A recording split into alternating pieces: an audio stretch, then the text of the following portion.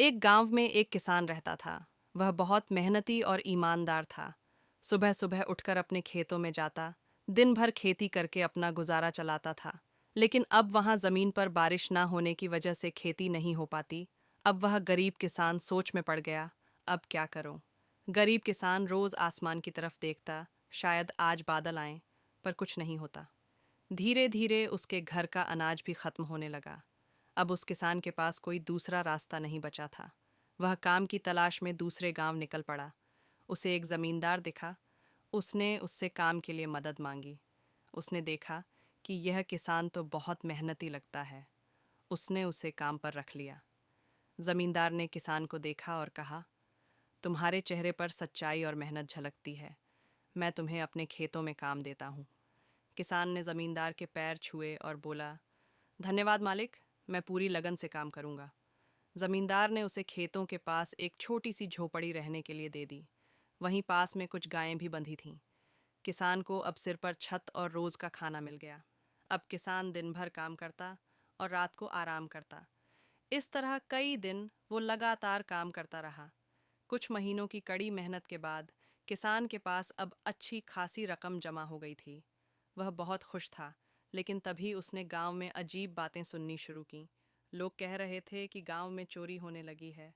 रात को कोई घरों से अनाज और पैसे चुरा ले जाता है। हर किसी के चेहरे पर डर था। किसान ने मालिक से कहा, मालिक, अब मेरे पास कुछ पैसे जमा हो गए हैं। मुझे डर है कि कहीं चोरी न हो जाए। मैं अपना धन कहाँ सुरक्षित रखूं? मालिक ने सोचा और कहा, पास के गांव में एक ईमानदार आदमी रहता है। तुम भी चाहो तो वहीं रख दो। किसान ने धन्यवाद कहा और अगले दिन उस पते पर चला गया। वहाँ एक साधारण सा घर था। बाहर एक बुजुर्ग आदमी बैठा हुआ था। किसान ने नम्रता से कहा, बाबा, मेरे पास कुछ मेहनत की कमाई है। मुझे बताया गया है कि आप भरोसेमंद हैं। क्या आप मेरे पैसे अपने पास रख सकते हैं? बुजुर्ग ने मुस्कुराते हुए कहा, बिल्कुल बेटा, मेहनत की कमाई सबसे कीमती होती है। चिंता मत कर, तुम्हारा धन सुरक्षित रहेगा। किसान ने अपने पैसे उसे सौंप दिए और निश्चिंत होकर चला गया। कुछ दिन बाद किसान अपने पैसे लेने उस आदमी के पास पहुंचा। वह खुशी खुशी बोला, बाबा, मैं वही किसान हूँ। आपने मेरे पैसे सुरक्षित रखे थे।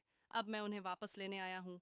लेकिन उस आदमी ने चेहरे पर हैरानी दिखाते हुए कहा, कौन से पैसे? मैं तुम्हें नहीं जानता। मेरे पास तुम्हारे कोई पैसे नहीं हैं। किसान चौंक गया। वह बोला, क्या आप भूल गए? मैंने आपकी झोपड़ी के बाहर ही आपको पैसे दिए थे। आपने खुद कहा था कि मेरे पैसे सुरक्षित रहेंगे।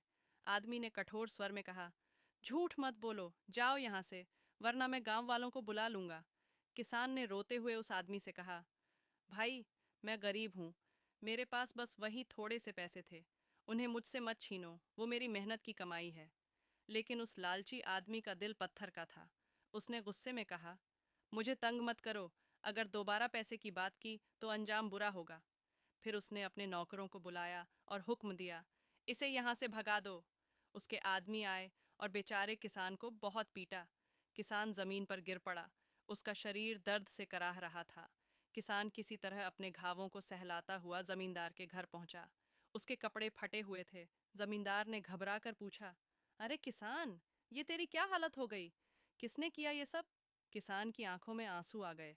उसने कांपती आवाज में कहा, मालिक, मैं उसी आदमी के पास गया था जिसका पता आपने दिया था।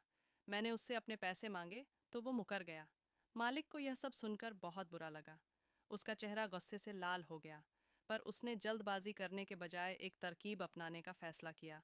जमींदार अपनी एक बैग लेकर उस आदमी के पास गया और बोला, भाई, मेरे पास 40 लाख रुपए हैं। क्या तुम इसे अपने पास सुरक्षित रख सकते हो? वह आदमी यह सुनकर बहुत खुश हुआ। उसकी आंखों में लालच चमकने लगा।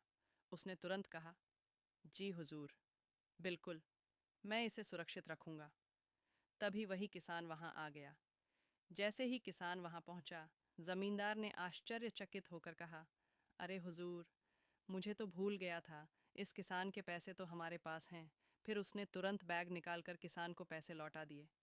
तभी मालिक का दूसरा नौकर आता है और कहता है, मालिक, हमें अब पैसे यहाँ रखने की ज़रूरत नहीं, क्योंकि हमें बाहर गांव जाना है इन पैसों को लेकर।